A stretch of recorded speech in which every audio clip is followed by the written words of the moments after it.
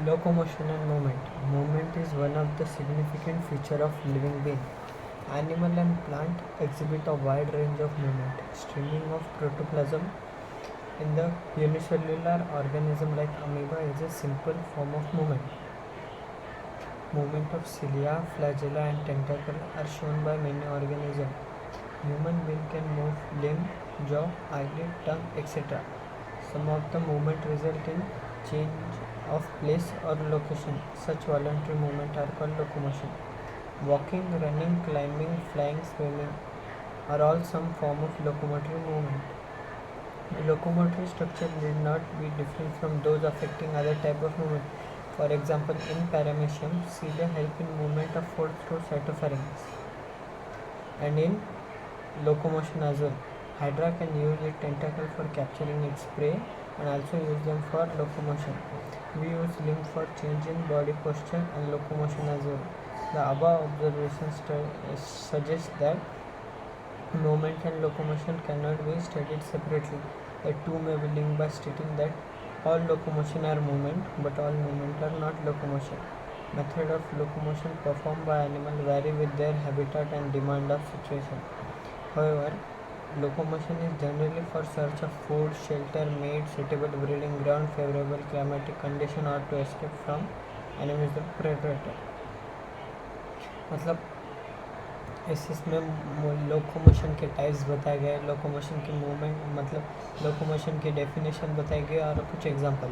अब इसमें क्या है, जो अमीबॉइड मूवमेंट है वो स्ट्रीमिंग ऑफ प्रोटोप्लाज्म से होती है यूनिसेलुलर ऑर्गेनिज्म में, जैसे कि अमीबा एक सिंपल फॉर्म की मूवमेंट है। इसे क्वेश्चन आता है कि which of the following is simple form of movement, तो आंसर है अमीबॉइड मूवमेंट।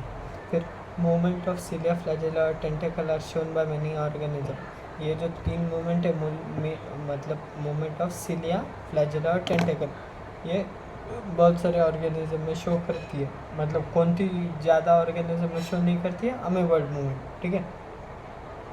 फिर लोकोमोशन क्या है, मतलब चेंज इन प्लेस और लोकेशन।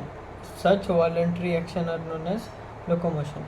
मतलब एक जगह से दूसरे जगह पे जाना, अपनी पोजीशन चेंज करना, और वो भी खुद से वॉलंटरीली, तो उस एक्शन को बोलते हैं लोकोमोशन। फिर लोकोमोटरी एक्शंस के कुछ टाइप्स दिए, जैसे चलना, भागना, चढ़ना, कूदना, उड़ना, ऐसे, ठीक है। फिर locomotory structure need not to be different from those affecting other type of movement. अब ये बोला गया है कि जो लोकोमोशन करते हैं, जो स्ट्रक्चर ना, जो लोकोमोशन करते हैं और जो स्ट्रक्चर मूवमेंट करते हैं वो सेपरेट रहे, ऐसी गरज नहीं है। मतलब जो स्ट्रक्चर मूवमेंट करते हैं वही स्ट्रक्चर लोकोमोशन भी कर सकते हैं। जैसे हाइड्रा के अंदर वो जो उसके टेंटेकल्स रहते हैं वो उसके मदद से अपने प्रे को भी पकड़ता है, लोकोमोशन भी करता है। सीलिया का जो फूड रहता है वो अपने बॉडी में साइटोफेरिंक्स, जिसके अंदर सीलिया रहते हैं, वो फूड के मूवमेंट के लिए भी काम आता है, और वो उसके बॉडी पे भी सीलिया रहते हैं जिससे वो मूव कर सकता है। तो फिर मतलब कि जो स्ट्रक्चर मूवमेंट के काम में आता है वही लोकोमोशन के भी काम में आता है। फिर अभी ये मतलब सिमिलैरिटी है, इसलिए हम बोलते हैं कि ऑल लोकोमोशन और मूवमेंट, जितने भी लोकोमोशन किए गए उसके लिए मूवमेंट लगती है, बट जितने भी मूवमेंट्स हैं, all movements are not locomotion. जितने भी मूवमेंट्स हैं वो लोकोमोशन नहीं है। जैसे अगर आप यहाँ से उठ के जा रहे हो कहीं पे, तो फिर आपके हाथ पैर मूव करते हैं, पर अगर आप हाथ के मतलब ऐसे बैठे ही जगह पे अगर हाथ हिलाओगे तो फिर आपका चेंज इन लोकेशन तो नहीं हो रहा है, तो फिर ये इक्वल नहीं है। मतलब एवरी लोकोमोशन, मतलब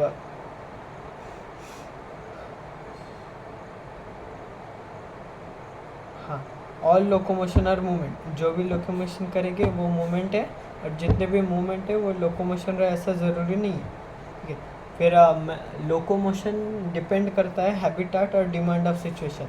अगर देखो, डिमांड ऑफ सिचुएशन मतलब सिचुएशन के अनुसार, अगर कभी आप वॉक कर रहे हो और अगर आपने कभी आगे शेर देख लिया, फिर आप भागोगे, वॉकिंग टू भागना। अब देखो ये सिचुएशन की डिमांड है कि अपने को भागना है, तो फिर उससे एक लोकोमोशन का मेथड ऑफ लोकोमोशन चेंज हो रहा है। पहले वॉक कर रहे थे, फिर भाग रहे हो। और फिर चेंज इन हैबिटेट, अगर समझो अभी आप टेरेस्टेरियल पे हो, लैंड पे हो, अगर आप कहीं पे पानी में नदी में गिर गए तो आप स्विमिंग करोगे।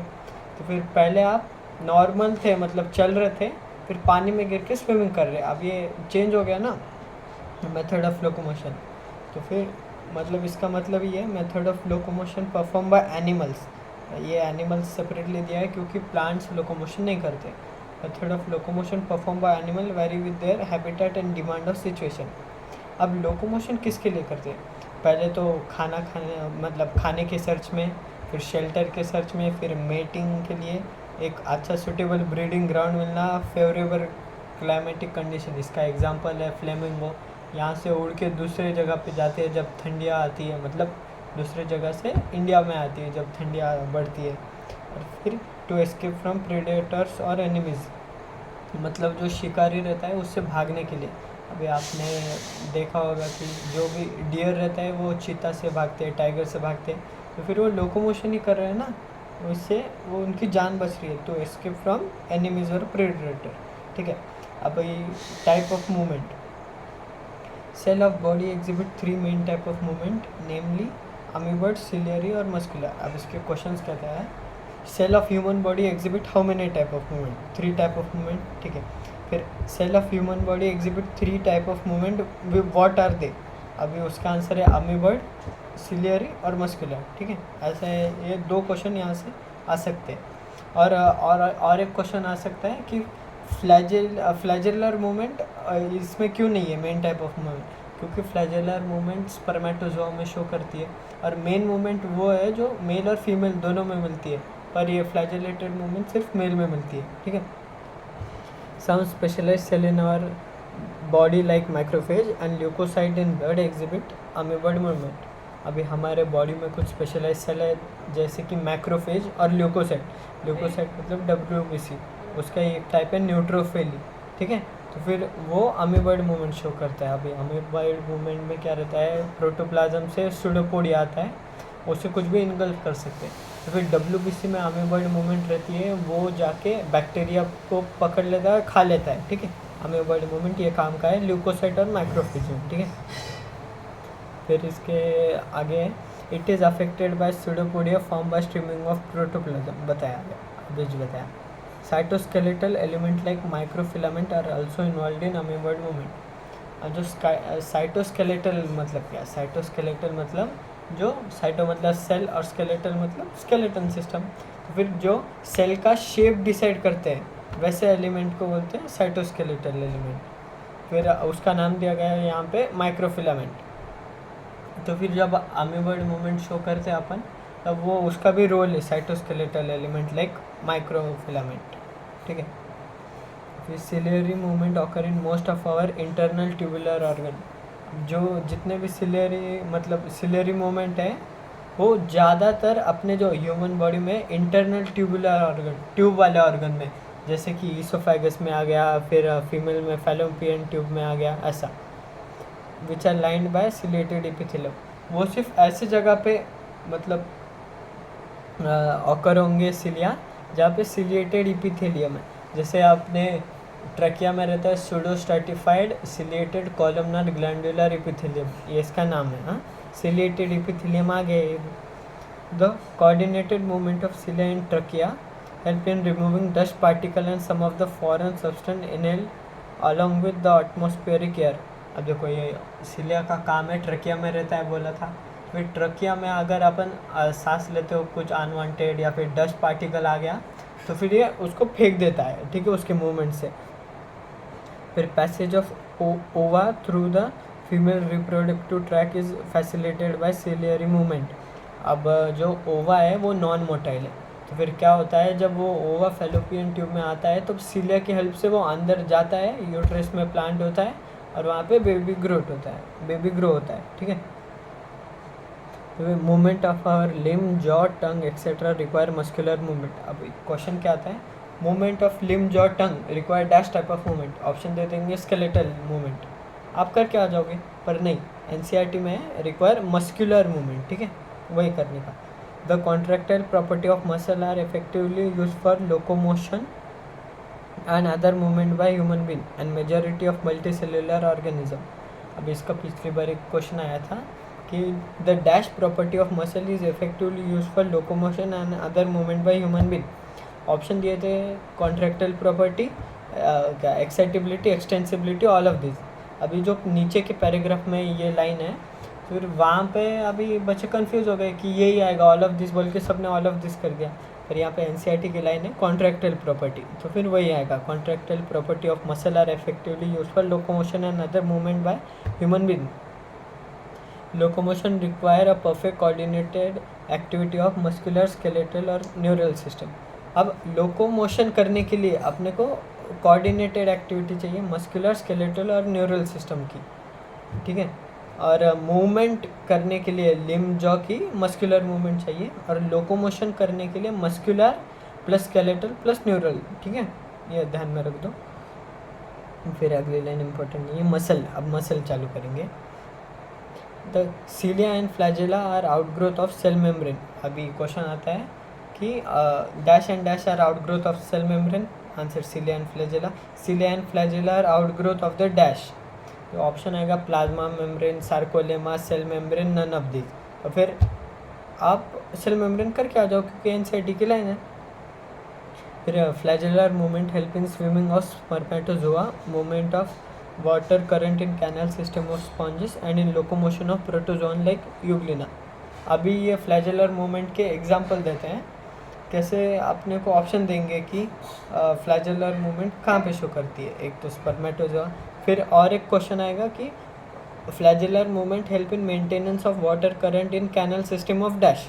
अभी एनिमल दे देंगे तो फिर उसका आंसर आएगा स्पॉन्जेस। और यूग्लिना है वो प्रोटोजोन है। प्रोटोजोन मतलब जिसमें क्या है, प्लांट्स के और एनिमल के दोनों के कैरेक्टर शो करते हैं। जैसे यूग्लिना में रहता है फोटोसिंथेसिस होता है, तो फिर वो फोटोसिंथेसिस मतलब सॉरी क्लोरोफिल रहता है यूग्लिना में, तो वो प्लांट का कैरेक्टर है। और उसमें मूवमेंट होती है वो एनिमल का कैरेक्टर है, इसलिए वो प्रोटोजोन है, ठीक है। Muscle is specialised tissue of mesodermal origin. इससे भी क्वेश्चन आता है। Muscle is specialised tissue of dash origin, mesodermal, epidermal, endodermal, none of this. ऐसा आता है मेसोडर्मल करके आने का। फिर और एक क्वेश्चन आता है statement based, muscle is a normal tissue of mesodermal origin, ठीक है, पर वो नहीं आएगा क्योंकि मसल इज स्पेशलाइज्ड टिश्यू। हाँ, स्पेशलाइज्ड टिश्यू मेसोडर्मल, ये ध्यान रखने का। फिर about 40 to 50% of body weight of human adult is contributed bye muscle. अभी 40 से 50% अपने ह्यूमन बॉडी का मतलब एडल्ट का वेट मसल की वजह से आता है। इसके क्वेश्चन आए 2 बार आए कि how much percentage of human adult is contributed bye muscle. Option आएंगे 40 to 60, 50 to 60, 70 to 80, 40 to 50। 40 to 50 answer है उसका, ठीक है। फिर muscle they have specialised property like excitability, contractility, extensibility, elasticity, ठीक है। मसल के स्पेशलाइज्ड प्रॉपर्टी क्या है? 4 है, excitability, extensibility, elasticity and contractility, ठीक है। Muscle have been classified using different criteria, namely location, appearance और नेचर ऑफ रेगुलेशन। अब इसके क्वेश्चन आते हैं कि muscle have been classified using which of the following criteria. फिर ऑप्शन दे देंगे, उनमें लोकेशन, अपीयरेंस और नेचर ऑफ रेगुलेशन। या फिर और क्वेश्चन आ सकता है, which of following is the criteria which is not used for classification of muscle, locomotion, appearance, nature of regulation और शेप दे देंगे। तो फिर अपन शेप करके आएंगे क्योंकि शेप से भी क्लासीफाई होते हैं, मतलब पहले सिलेंड्रिकल और ब्रांच, सिलेंड्रिकल और अनब्रांच, और फिर क्या स्पिंडल शेप। पर एनसीईआरटी के लाइन में ये 3 दिए हैं, तो फिर हम ये 3 देखेंगे, ठीक है। Based on their location 3 type of muscle are identified. अब देखो, इससे भी एक क्वेश्चन आता है कि लोकेशन के बेसिस पे कितने टाइप ऑफ मसल क्लासिफाई किए गए। 3 नेम, उनका नेम स्केलेटल, विसरल और कार्डियक, ठीक है। Skeletal muscle are closely associated with skeletal component. और जो स्केलेटल मसल है वो ना ऐसे मतलब क्या है, वो अटैच रहते हैं ना अपने बोन पे, स्केलेटल पे, तो फिर वो skeletal muscle are closely associated with skeletal components, ठीक है। अब they have striped appearance under the microscope and hence are called striated muscle. जो स्केलेटल मसल है उनका ऐसे अगर माइक्रोस्कोप के नीचे देखोगे तो उनको ऐसे लाइन स्ट्राइट मतलब लाइन दिखते हैं, स्ट्रिप ऐसे मतलब स्ट्रिप आते हैं उस पर प्लेन, तो फिर उसको इसलिए बोलते हैं स्ट्राइटेड मसल, ठीक है। कार्डियक मसल में भी स्ट्राइटेड अपीयरेंस रहता है, इसको इसलिए उसको स्ट्राइटेड मसल बोलते हैं। As their activities are under the voluntary control of nervous system. अब क्वेश्चन क्या आता है, स्केलेटल मसल मतलब activity of skeletal muscle are voluntary control of the ये आ जाएगा क्या बोलते हैं हार्मोन सिस्टम, तो फिर वैसा नहीं आएगा क्योंकि नर्वस सिस्टम दिया है। अब नर्वस सिस्टम कौन सा दिया, ANS CNS PNS वो नहीं बताया, तो फिर नर्वस सिस्टम देखिए टिक मार के आ जाओ। They are known as voluntary muscle too, क्योंकि अभी वो नर्वस सिस्टम के कंट्रोल में मतलब हम कंट्रोल कर सकते हैं उसको, इसलिए वॉलंटरी मसल बोलते। फिर they are primary involved in locomotory action and change of body posture. अब इसका क्वेश्चन आता है कि एक स्टेटमेंट बेस दे देंगे ट्रू और फॉल्स बोल के कि skeletal muscle are in secondarily involve in locomotory action and change of body posture, वो गलत हो जाएगा। और एक क्वेश्चन आएगा skeletal muscle are dash involve in locomotory action and change of body posture, तो फिर उसका प्राइमरीली आएगा। फिर skeletal muscle are primary located involve in locomotory action and with dash आ जाएगा। फिर चेंज इन प्लेस बोल के अपने को ऑप्शन दे देगा, पर चेंज ऑफ बॉडी पोस्चर आता है आंसर, ठीक है। Visceral muscle are located in inner wall of hollow visceral organ. जो विसरल मसल है ना वो इनर वॉल मतलब अंदर के साइड को हॉलो विसरल ऑर्गन, विसरल मतलब ऐसे क्या बहुत ऐसे डेलिकेट ऑर्गन रहते हैं, जैसे कि स्टमक हो गया, फिर नहीं स्टमक हो गया एक्सेट्रा, ठीक है आगे आ जाएगा। फिर यूरिनरी ब्लैडर हो गया, एलिमेंट्री कैनल के पार्ट्स हो गए एक्सेट्रा। फिर visceral muscle are located in inner wall of hollow visceral organ of the body like alimentary canal or reproductive tract. They do not exhibit any striation and are smooth in appearance, hence they are called smooth muscle or non-striated muscle.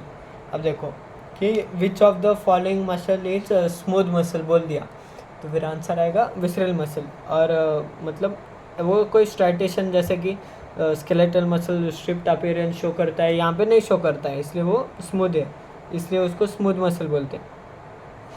There activity are not under voluntary control of nervous system and therefore known as involuntary muscle.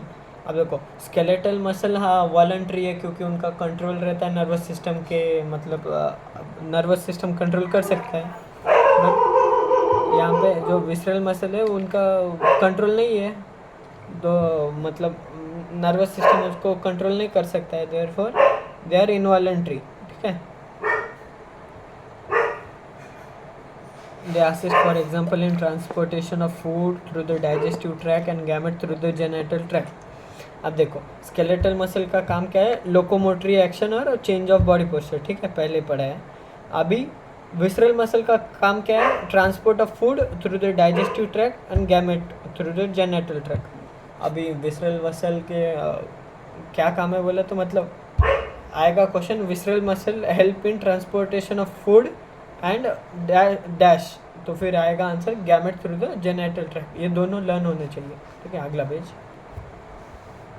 फिर cardiac muscle है muscle of heart. Many cardiac muscle cell assemble in a branching pattern to form a cardiac muscle.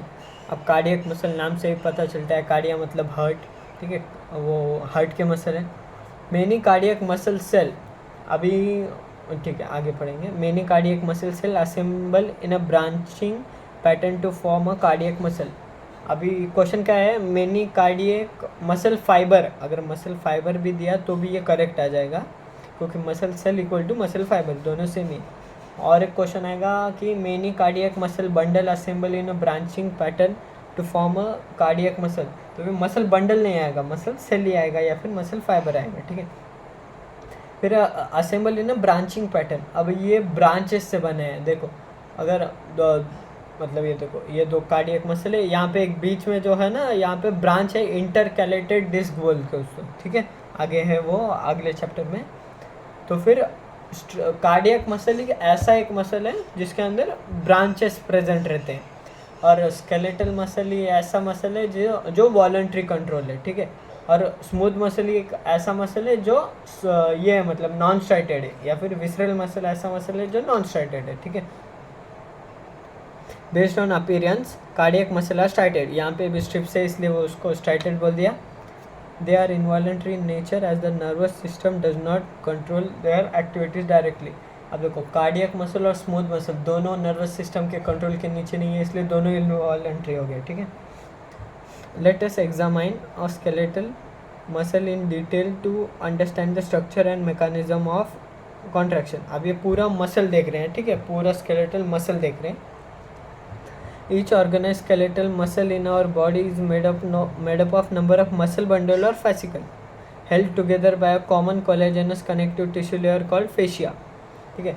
अब जो भी skeletal muscle है वो बना गया, आपको सीक्वेंस बताता हूँ मैं। पहले मसल आएगा, मतलब ठीक है बताता है, नीचे से बताता है। पहले कॉन्ट्रैक्टाइल प्रोटीन एक्टिन मायोसिन, वो मिलके बनते हैं मायोफाइब्रिल। बहुत सारे मायोफाइब्रिल मिलके बनते हैं मसल सेल या मसल फाइबर। फिर बहुत सारे मसल सेल या मसल फाइबर मिलके बनते हैं मसल फैसिकल। मसल फैसिकल को बंडल बोलते हैं या फिर फैसिकल भी बोलते हैं। और मसल फैसिकल के हेल्प से बनते हैं muscle.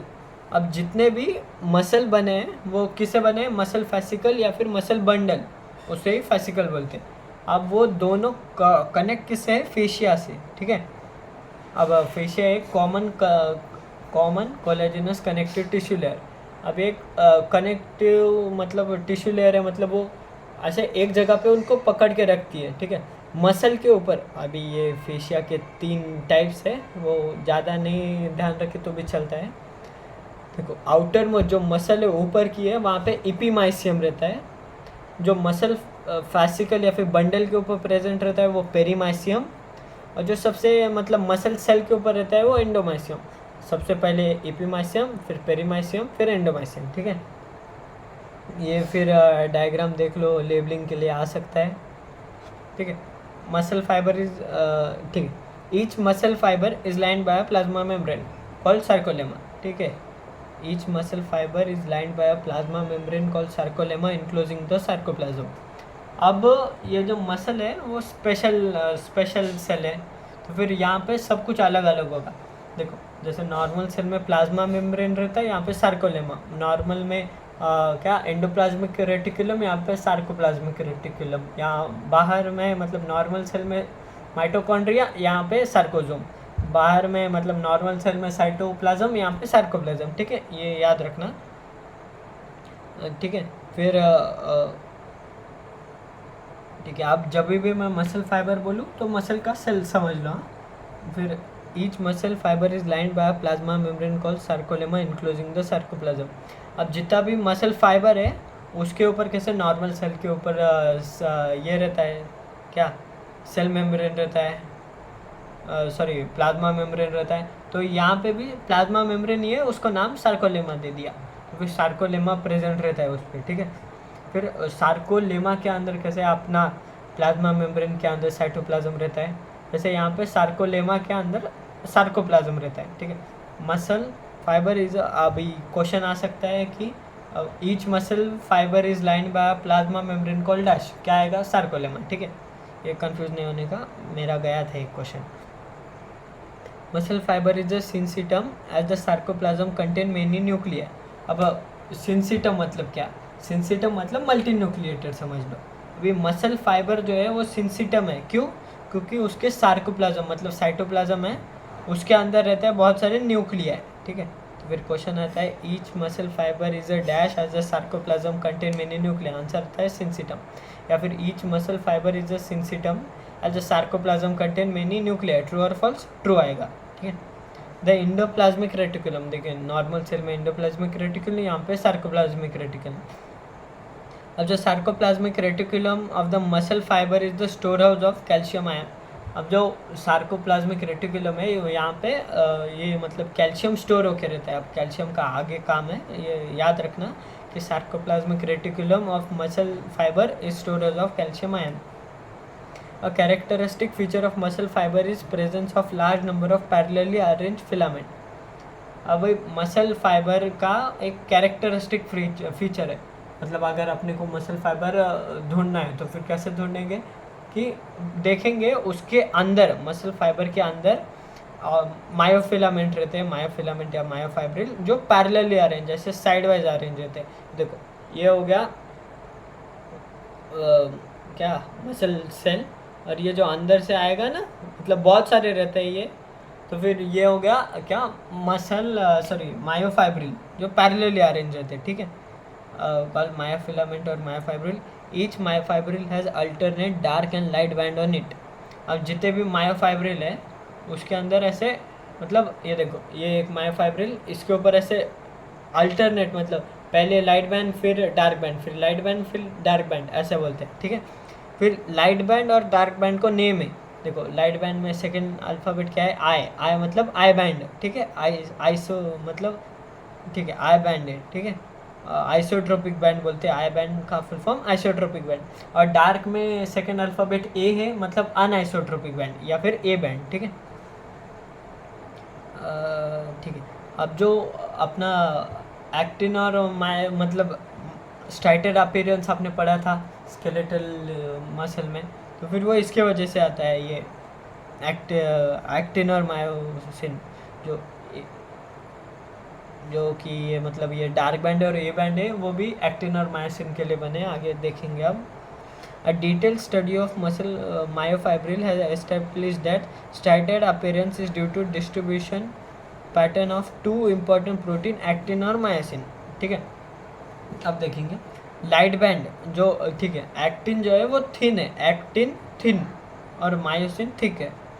The light band contain actin and is called I band और आइसोट्रोपिक बैंड। अब जो भी लाइट बैंड में क्या कंटेन रहता है, आई बैंड, मतलब लाइट बैंड को बोल, लाइट बैंड मतलब आई बैंड में रहता है एक्टिन, ठीक है। Whereas the dark band called A और isotropic band, anisotropic band contains myosin. जो भी अभी अनआइसोट्रोपिक बैंड है वहाँ पे मायोसिन प्रेजेंट रहता है। फिर देखो अभी आपने पढ़ा था कि मायोफाइब्रिल पैरेलली अरेंज रहते हैं, और ये जो एक्टिन मायोसिन है ना, वो मायोफाइब्रिल पे ऐसे रॉड लाइक स्ट्रक्चर सीधा सीधा अरेंज रहता है, पैरेलल टू ईच अदर, मतलब एक एक्टिन यहाँ पे तो एक मायोसिन ऐसे, मतलब एक दूसरे को मीट नहीं होंगे, ऐसा पैरेलली अरेंज है। एंड ऑल, ठीक है, both the protein are arranged as rod like structure parallel to each other and also to the longitudinal axis of myofibril. मतलब अभी क्वेश्चन आएगा कि both the protein actin and myosin are arranged as dash, तो फिर rod like structure parallel to each other and also to the dash axis of myofibril, longitudinal latitudinal. अब इसमें confuse होता है, तो फिर लॉन्गिट्यूडनल ध्यान रखने का। Actin filament are thinner as compare to myosin filament. जो एक्टिन है वो थिन है, इसलिए उसको actin filament are thinner as compare to myosin, actin thin. देखो फिर hence are called commonly called thin and thick filament. अभी थिन फिलामेंट एक्टिन हो गया, तो फिर थिक फिलामेंट बचा क्या है, मायोसिन, थिक फिलामेंट मायोसिन हो गया। In the centre of each I band is an elastic fibre called Z line, ठीक है। जो आई बैंड रहता है उसको ना बीच से डिवाइड करने का काम करता है जेड लाइन, विच बाइसेक्टेड, ठीक है। जेड लाइन एक इलास्टिक फाइबर है, ये ध्यान रखो इसके ट्रिक के आगे।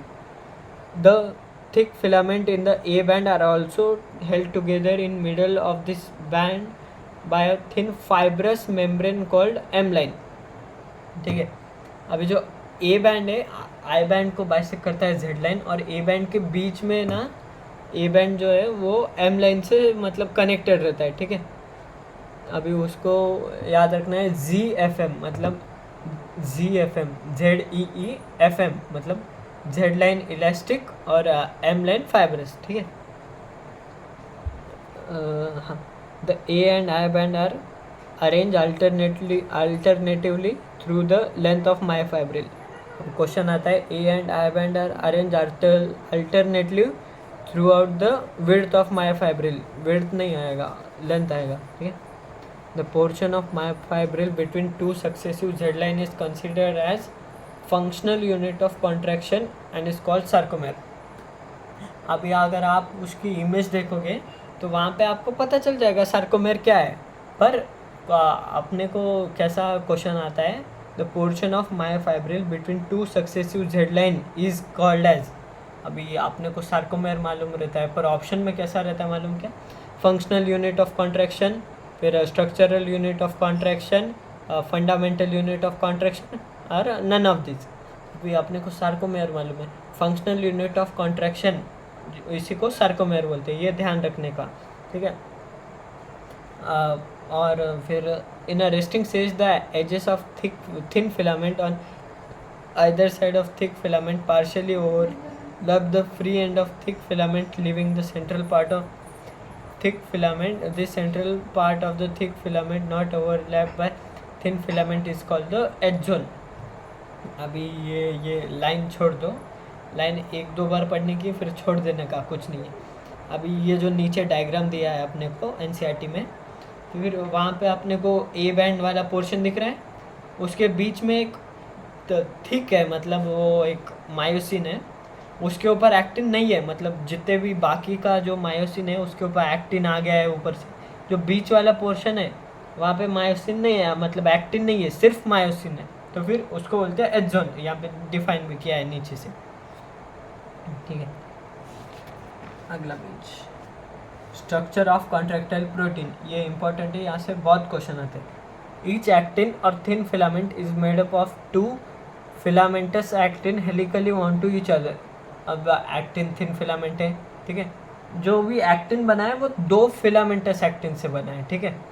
और हेलिकली बाउंड मतलब डीएनए देखा होगा आपने, जैसे एक के ऊपर एक गोल गोल गोल गोल ऐसा अटैच रहता है, तो फिर उसको हेलिकली बाउंड बोलते हैं।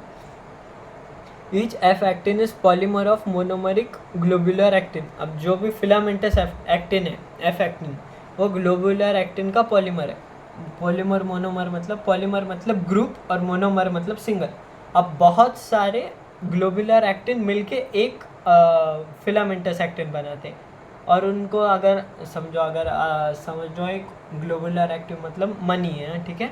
मनी मतलब ऐसे वो ये रहते हैं ना हार में, वैसे वाले गोल वाले मनी है। तो फिर अगर अपने को उसको एक जगह पे लाना है तो अपने को कैसे धागा लगता है, पर यहाँ पे उसके लिए लगता है मैग्नीशियम आयन, ठीक है। एनसीईआरटी का नहीं है पर मॉड्यूल में का है हमारे ट्यूशन के, तो फिर उसके लिए लगता है मैग्नीशियम आयन। मतलब अगर जी एक्टिन दिया है, in presence of magnesium ion converts into filamentous actin, ठीक है, ठीक है।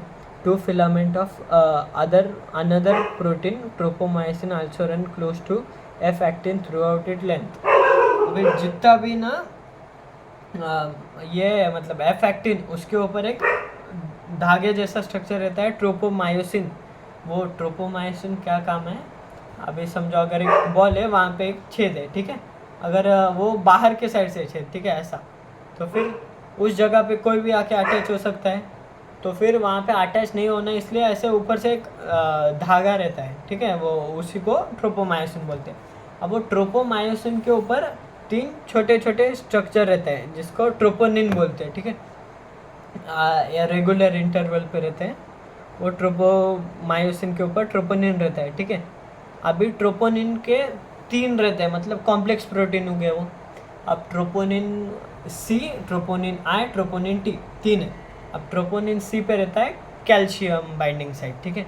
जब भी कैल्शियम सीक्रेट होगा, अभी आपने पढ़े थे कि सार्कोप्लाज्मिक रेटिकुलम में स्टोर हाउस ऑफ कैल्शियम, अभी वहाँ से जब ना कॉन्ट्रैक्शन के वक्त कैल्शियम रिलीज होगा, वो आके ज्वाइन होगा ट्रोपोनिन सी पे, ठीक है। जब वो ट्रोपोनिन सी पे आके अटैच हो जाएगा, तब वो ट्रोपोमायोसिन को लेके ट्रोपोनिन साइड को सरक जाएगा, ठीक है। अब वहाँ पे एक्टिन बाइंडिंग साइट है, मतलब मायोसिन हेड बाइंडिंग साइट है, जो बोला था ना ये होल, तो फिर यहाँ जहाँ पे कुछ भी अटैच हो सकता है, तो फिर वो उसका नाम है मायोसिन बाइंडिंग साइट, ठीक है। एनसीईआरटी पढ़ेंगे। ईच मायोसिन और thick filament is also a polymerise protein. मतलब मायोसिन जो है वो भी एक पॉलीमराइज प्रोटीन ही है, मतलब एक्टिन और मायोसिन दोनों पॉलीमराइज प्रोटीन है। एक्टिन में मोनोमर रहता है जी एक्टिन, और मायोसिन में रहता है मेरोमायोसिन। आ गया है मेनी मोनोमरिक प्रोटीन कॉल्ड मेरोमायोसिन, आ गया देखो। कंस्टिट्यूट वन थिक फिलामेंट, एक थिक फिलामेंट मतलब एक मायोसिन बनाने के लिए बहुत सारे मेरोमायोसिन लगते हैं। Each meromyosin has two important part, a globular head with short arm and a tail. अभी जो मेरोमायोसिन के पार्ट्स है वो कैसा रहता है, देखो अपने हाथ को इमेजिन करो, ठीक है, अरे मेरा हाथ, हाँ ठीक है आगे। अभी ये मेरोमायोसिन है, यहाँ पे ये टेल समझो और यहाँ पे उसका ये वाला पोर्शन आगे वाला, ठीक है। ग्लोबुलर हेड, ये हेड है, ये इसका शॉर्ट आर्म है और ये वाला टेल है, ठीक है। फिर हेड प्लस शॉर्ट आर्म इससे बनता है क्रॉस आर्म, ठीक है। अभी क्रॉस आर्म को ही हेवी मेरोमायोसिन, मतलब हाँ हेवी मेरोमायोसिन भी बोलता है, और यहाँ पे जो टेल वाला पोर्शन है उसको लाइट मेरोमायोसिन। अब जो हेड है वैसे हेड दो रहते हैं ऐसे ऊपर के ऊपर, ठीक है। अभी हेड के ऊपर ना एक हेड पे दो बाइंडिंग साइड रहती है, जो कि पहला है एक्टिन बाइंडिंग साइड, वो जो होल है वहाँ पे बाइंड करने के लिए भी ये एक्टिन बाइंडिंग साइड चाहिए, और दूसरा है एटीपेज एंजाइम का। अभी एटीपेज पी ASC आ गया, ASC मतलब मारे, अब वो ATP को तोड़ने वाला है, ठीक है। जब ये उसका फंक्शन आ गया है साइकिल के वक्त उसके, तो फिर एक मेरोमायोसिन, मतलब ये दोनों जब मिलता है ना, वो एक मेरोमायोसिन पे दो हेड रहते हैं। अभी एक क्वेश्चन क्या आता है, एक मेरोमायोसिन पे कितने बाइंडिंग साइड, 4 है, क्योंकि देखो 2 एक्टिन बाइंडिंग साइड 2 एटीपेज। फिर एक हेड पे कितने एक्टिन बाइंडिंग साइड है, एक एक्टिन बाइंडिंग साइड है, और कितने बाइंडिंग साइड है, 2 बाइंडिंग साइड है, ठीक है। ठीक है, हो गया ना, हो गया, ठीक है।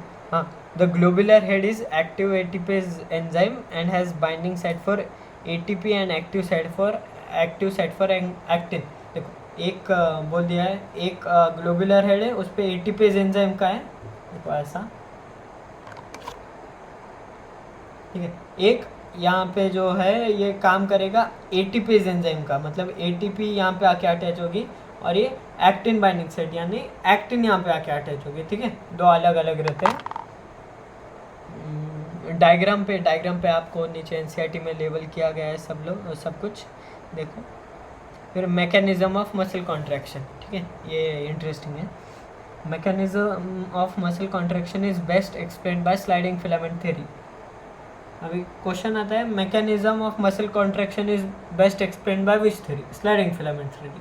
अभी स्लाइडिंग फिलामेंट मतलब अभी देखो नाम से पता चलता है स्लाइड होना, स्लाइड हो रहा है कुछ, तो स्लाइडिंग फिलामेंट। अभी अपन ने क्या पढ़े थे, थिन और थिक फिलामेंट, मतलब एक्टिन और मायोसिन, मतलब एक्टिन और मायोसिन एक दूसरे पे स्लाइड कर रहे हैं, वैसा आ रहा है, ठीक है। which state that contraction of muscle fiber takes place by sliding of thin filament over the thick filament। अभी स्लाइडिंग फिलामेंट थ्योरी ये बताती है कि जो मसल फाइबर है वो, मतलब जो मसल फाइबर वो कॉन्ट्रैक्ट होती है, तो जो थिन फिलामेंट है वो थिक फिलामेंट के ऊपर से जाता है, मतलब देखो ये एक थिक फिलामेंट है, उसके ऊपर से थिन फिलामेंट जाता है, हाँ। तो फिर उसको आप ऐसे याद रखो AS और PM, ठीक है। फिर AS मतलब एक्टिन जो है वो सेकेंडरी है, ठीक है, एक्टिन सेकेंडरी, और प्राइमरी मायोसिन। प्राइमरी मतलब जो मूव नहीं होता है, वो अकेला पहला मेंबर है जो पहले मूव नहीं होता है, और सेकेंडरी एक्टिन, फिर वो मूव हो रहा है ना, ठीक है, वही स्लाइडिंग फिलामेंट थ्योरी है। Muscle contraction is initiated by signal send by central nervous system via motor neuron, ठीक है। अभी muscle contraction is initiated by signal send by autonomous nervous system. क्या है, ट्रू और फॉल्स? फॉल्स, क्योंकि वहाँ पे सेंट्रल नर्वस सिस्टम दिया है। फिर via motor neuron, a motor neuron along with muscle fibre connected to it constitute a motor unit. अभी ठीक है, आगे की लाइन पढ़ेंगे, बाद में एक्सप्लेन करता। The junction between the motor neuron and sarcolemma of muscle fibre is called the neuromuscular junction और मोटर एंड प्लेट। अभी मोटर न्यूरॉन क्या है, मतलब हाँ, मोटर न्यूरॉन क्या है, मोटर यूनिट क्या है, मोटर एंड प्लेट क्या है, बताता। मोटर न्यूरॉन मतलब ऐसा न्यूरॉन जो ब्रेन से इम्पल्स लेके आता है, ठीक है, एक सिंगल वायर लेग स्ट्रक्चर है जो इम्पल्स लेके आ रहा है।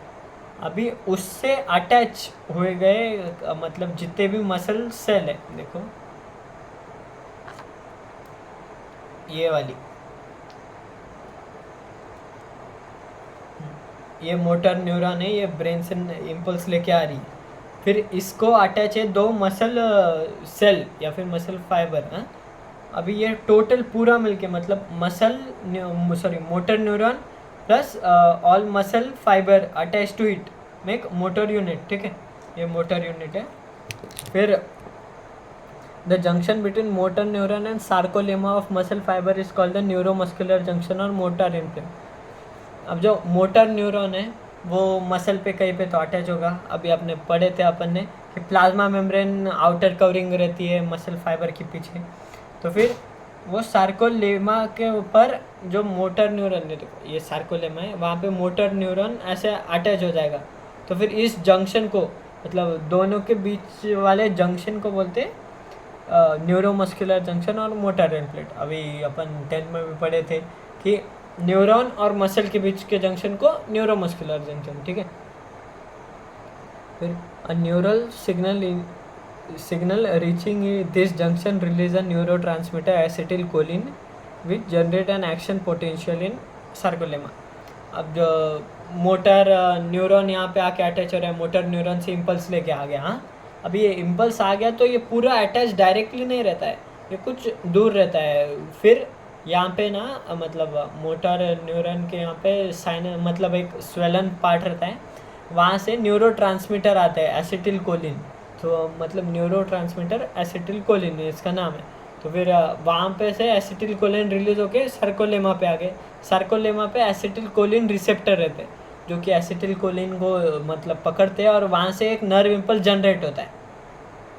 नर्व इम्पल्स फिर सार्कोलेमा पे घूमता है। फिर सार्कोलेमा पे एक होल्स रहते हैं जो जाके मिलते हैं सार्कोप्लाज्मिक सिस्टर्नी को। ठीक है, तो फिर वो जाता है इम्पल्स और खड्डे में गिर जाता है, मतलब ट्रांसवर्स ट्यूबुल में गिर जाता है। अब ट्यूबुल में खड्डे में गिरा तो मार लगेगी तो हम सिस्टर्नी के पास जाएंगे, मतलब फिर वहाँ पे जाएंगे तो फिर वहाँ से सार्कोप्लाज्मिक रेटिकुलम को इम्पल्स आ जाता है। फिर वहाँ से कैल्शियम रिलीज होता है। देखो अब कैल्शियम क्योंकि वहाँ पे एक मतलब ये वो स्टोरेज करता है कैल्शियम का। तो फिर ऐसे जाके कैल्शियम रिलीज होता है। ठीक है, पढ़ेंगे। A neural signal reaching this junction release a neurotransmitter acetylcholine which generate an action potential in the sarcolemma. This spread through the muscle fiber and cause the release of calcium ion into the sarcoplasm.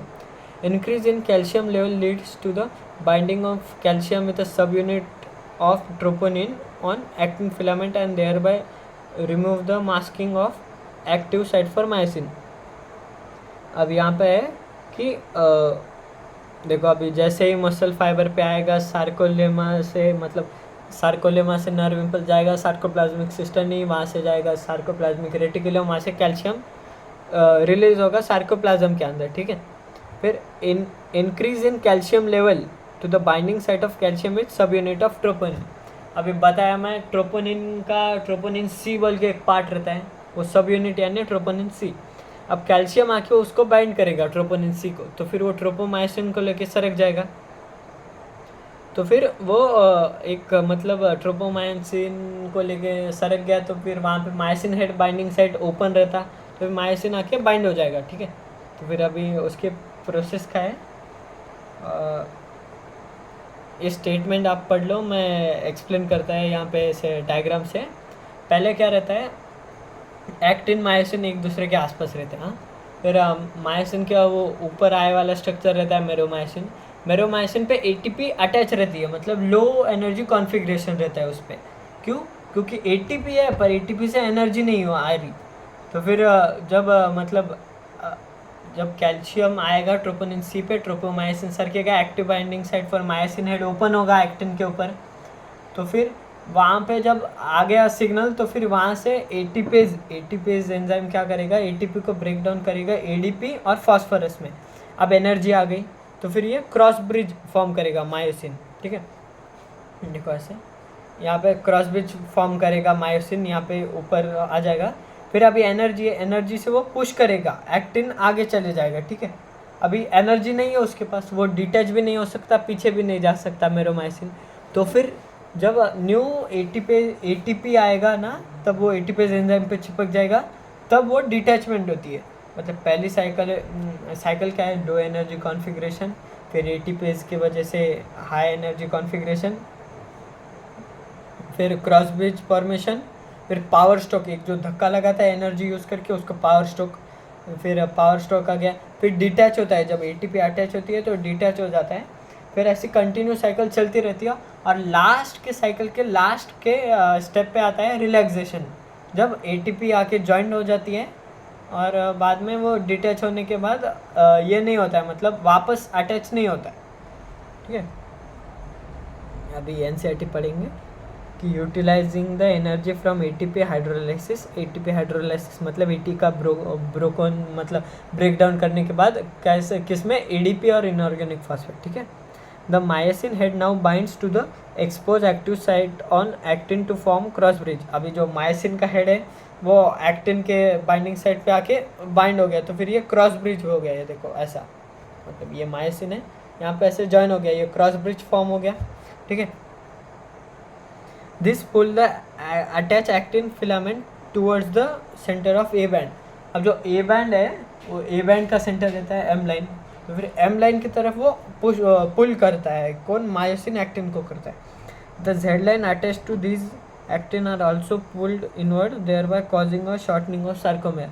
अभी जो Z line है वो automatically पास आ जाएगी, तो फिर वहाँ पे sarcomere short होता है। अभी सार्कोमेयर क्या है, अपन ने पढ़े थे कि फंक्शनल यूनिट ऑफ कॉन्ट्रैक्शन, ठीक है।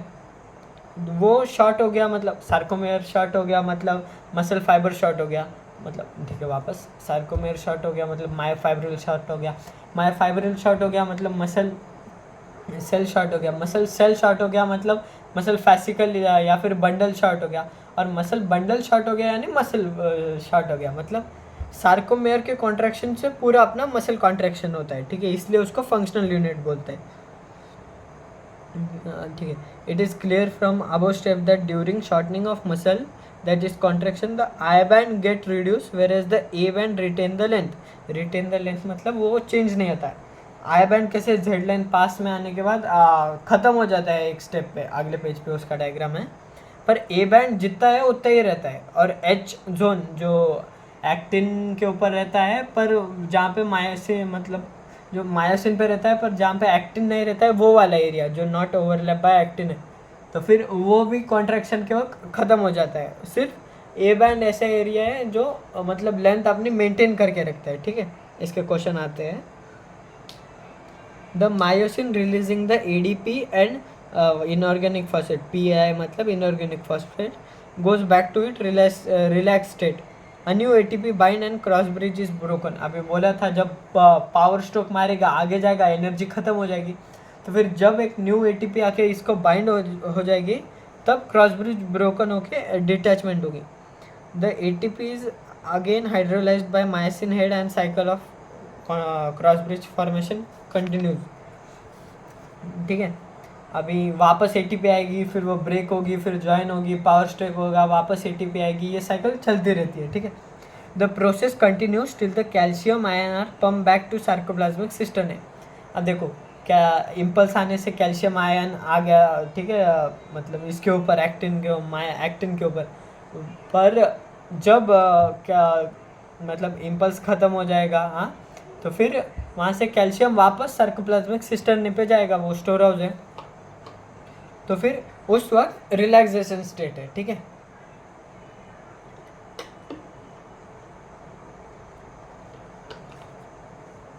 अभी एक लाइन है वो आगे पढ़ेंगे अपन, अभी पढ़े तो समझ में नहीं आएगा। फिर repeated activation of muscle can lead to accumulation of lactic acid due to anaerobic breakdown of glycogen in them causing fatigue.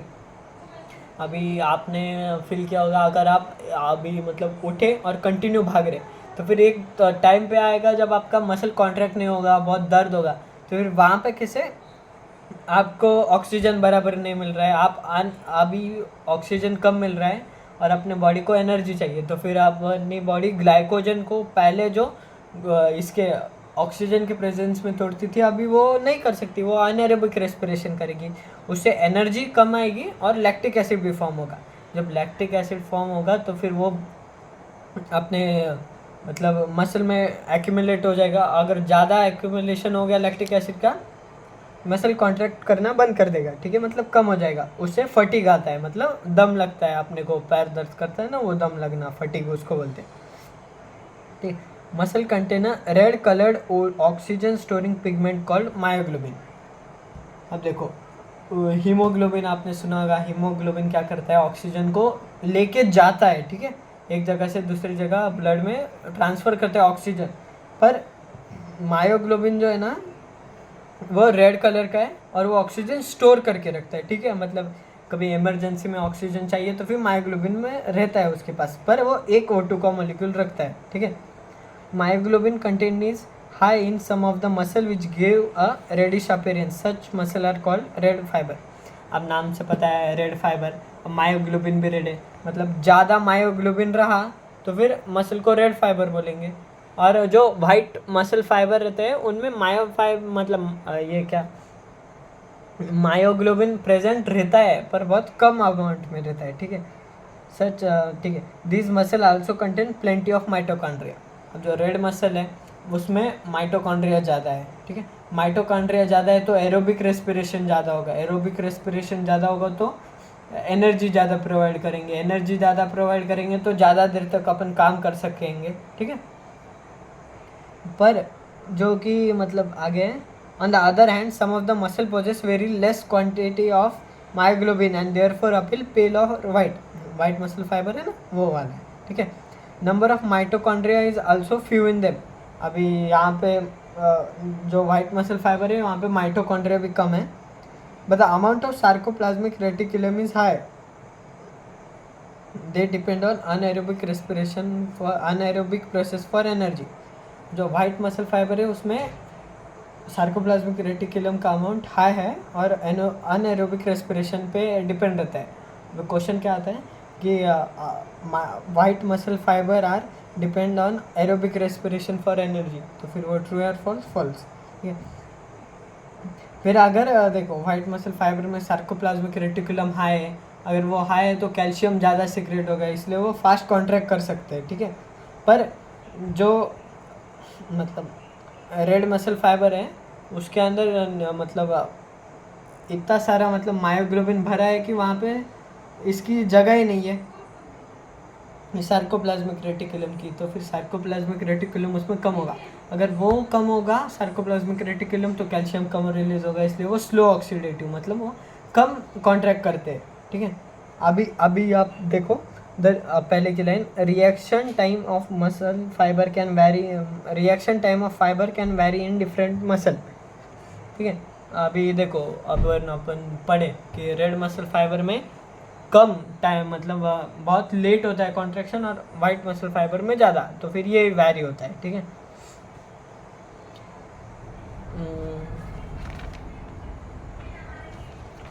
ये जो आगे का है ये एक पहले वीडियो किया है, आप देख लो।